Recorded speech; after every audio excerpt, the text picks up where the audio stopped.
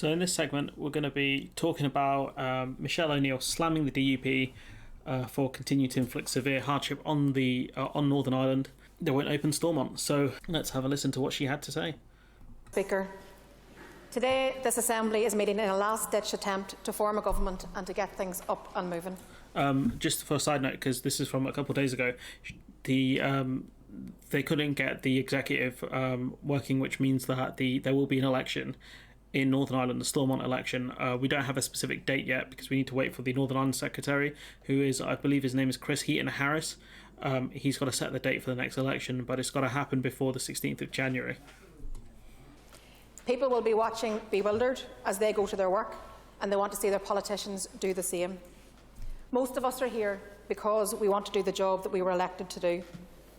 Today, our caretaker ministers rally to take decisions within tight limits before their civil servants are left in an impossible position come midnight, where they are expected to run our essential public services and yet have no budget and no powers to do so. So the issue is that without Stormont being open, there's no way to set a budget without the parliamentary office. The whole system being running. It's they set the budget and things like that. It's the party in power combined with the other, because Stormont's a weird system of cross-community consent, and so what that means is without it being open, they can't really allocate budget, and direct rule is an option, which obviously Sinn Fein aren't happy about, which makes sense. And I don't think the DUP are the happiest about direct rule either. Ruling from Westminster. Jeffrey Donaldson and the DUP are in a perpetual standoff with the public, the majority of whom they do not speak for or indeed represent. He stood for election, yet failed to show up. This is his mess and a failure of leadership by him and his party. Jeffrey Donaldson and the DUP have left us all at the mercy of the heartless and dysfunctional Tory government, whose own survival is all that ever counts. Because at the end of the day, Donaldson is waiting for the UK to pass and use the Northern Ireland Protocol Bill to dismantle the protocol. The bill allows them to suspend bits of the protocol, which is what the DUP are waiting for. The problem is the Tory party, as dysfunctional as they are, they don't want to use that bill purely because if the UK does it, most likely the EU are going to suspend the trade and cooperation agreement, and we're going to have to be dealing with tariffs. And obviously you can argue that, well, that doesn't hurt EU's exports. Potentially it does, but then are we even going to put tariffs on EU goods, considering that we don't even do proper physical inspections because of the cost? So us adding a tariff on goods is less likely to happen. So point being is that Donaldson is waiting for a desperate Tory party to do something, but I just don't think they will, especially since Sunak has a lot more sense than his predecessor Liz.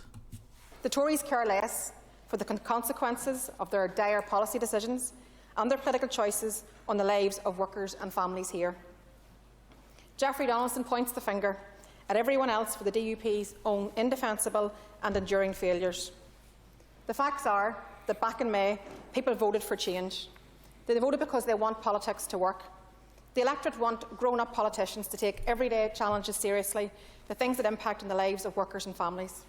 And this is kind of what Sinn Fein, I think, did brilliantly, which is they didn't really focus on, Irish reunification or anything like that. What they did was focus on what, people in the UK, I don't know what other people around the world call it, is bread and butter issues, which is day-to-day issues, like can I afford my energy bill, that sort of stuff, or food and things like that. And that's what Sinn Fein really focused on. Michelle O'Neill kept saying constantly during the election that, we want to put money into people's pockets, we want to be able to support people. And that's kind of what the Sinn Féin kind of ran. They didn't really talk about unification, which I think is important. And it kind of reminds me of, I might get pelters for this. But it kind of reminds me of what Lenin did during I think it was the Russian Revolution. Or yeah, just to take Russia out of World War One. What he did was he promised people peace, land and bread. He didn't talk about communism or any of that kind of stuff. He talked about peace, land and bread, which is a good way of getting people on side here. Sinn Féin, with Sinn Féin, unification is always on the table, but in this parliamentary cycle, I don't think they thought they would get anywhere near close to a border poll. So what they did is they focused on the issues that people are facing day to day, which isn't the Northern Ireland Protocol. It's can I turn the heating on, things like that, because this energy crisis, people have been talking about it for over a year now. Bills doubled effectively during the start of the year, and so what they've done is very intelligent, and I have to give them a lot of credit for it. Jeffrey Donaldson and the DUP do not take these matters seriously. At a time when so many workers and families and businesses are suffering from the incredible pressures of the cost of living crisis, at a time when our health service is broken and needs fixed, at a time when waiting lists need to be tackled, people need to know that we have their backs. The Secretary of State met with the parties yesterday, restating his position that 1 minute past midnight tonight, should no First Minister and no Deputy First Minister be appointed, that he will call another election. And that's happened. That's happened, by the way, in case anyone doesn't know. Here we are here in this chamber today, and in this hour, we could appoint a Speaker, a First Minister, a Deputy First Minister, appoint a new executive who could meet immediately to take decisions to put money into people's pockets today. But the DUP are continuing to deny and disrespect the outcome of the May election. And the other issue the DUP faces, they constantly keep talking about the protocol, right? If they reopen Stormont, it's something they could bang on about in Stormont. But the issue is, I don't think most people in Northern Ireland, especially based on some of the polls I read a few months ago, they don't care about the protocol. And so what it does is it makes the DUP look very out of touch when they're talking about the protocol, which no one cares about. And here you have Sinn Fein talking about the cost of living crisis, businesses suffering and all of this kind of stuff. It kind of separates the two parties out massively. And that even if you are kind of a mid-unionist, you might think, I'm not going to vote for the DUP this time. Maybe you vote for the less radical party. I think it's called the UUP. Or maybe you vote Alliance because you just want someone to deal with the cost of living crisis. You might not be able to vote for Sinn Fein because you're a unionist voter, but you can see how kind of desperate the Unionist Party are, the DUP. The DUP want yesterday. That's no longer available to you. Burn.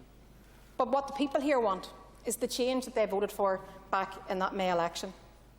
Yesterday evening, the new British Prime Minister, Rishi Sunak, met with European Commission President Ursula von der Leyen.